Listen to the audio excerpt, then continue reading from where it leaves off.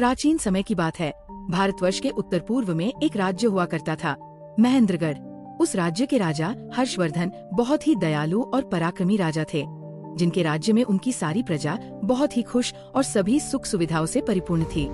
राजा हर्षवर्धन की रानी इंदुमती थी, जो बहुत सुंदर होने के साथ साथ दयालु और गुणवान भी थी।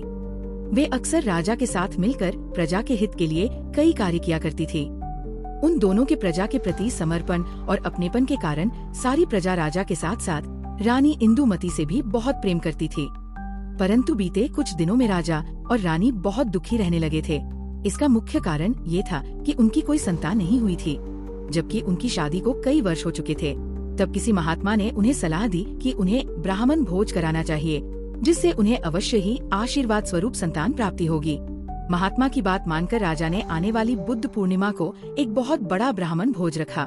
साथ ही उन्होंने आम प्रजा के लिए भी एक बड़ा भंडारा रखा, जिसमें दूर दूर से ऋषिमुनि और ब्राह्मण आए और उनकी समस्त प्रजा ने भी उस भोज में खूब आनंद उठाया। बदले में राजा और रानी की संतान प्राप्ति के लिए सभी ने खूब आशीर्वाद और दुआएं दी। ब्राह्मण भोज समाप्त होते होते शाम हो चुकी थी। धीरे धीरे सभी जाने लगे थे। तभी एक ऋषि पधारे, जिनके चेहरे पर काफी तेज झलक रहा था। परंतु जैसे ही वे भोजन स्थल में प्रवेश करने चले, सैनिकों ने उन्हें रोक लिया और कहा, ए मुनिवर, अब यहाँ भोजन समाप्त हो चुका है, अब आप अंदर नहीं जा सकते। ये सुनते ही ऋषि को बहुत गुस्सा आया और उन्होंने गुस्से में श्राप दिया। राजा को संतान के रूप में पुत्री अवश्य होगी, परंतु उसकी अकाल मृत्यु हो जाएगी। ये सब हो ही रहा था कि राजा हर्षवर्धन वहाँ आ पहुँचे और उन्होंने सैनिकों से पूछा, यहाँ क्या हो रहा है? तब सैनिकों में से एक ने राजा को सारी बात बताई और श्राप के बारे में भी बताया। परंतु तब तक वह ऋषि वहाँ से जा चुके थे।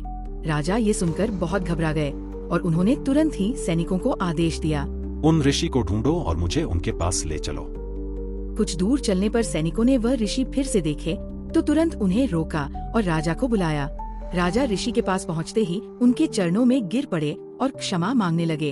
उन्होंने कहा, हे ऋषि महाराज, मुझे माफ कर दें।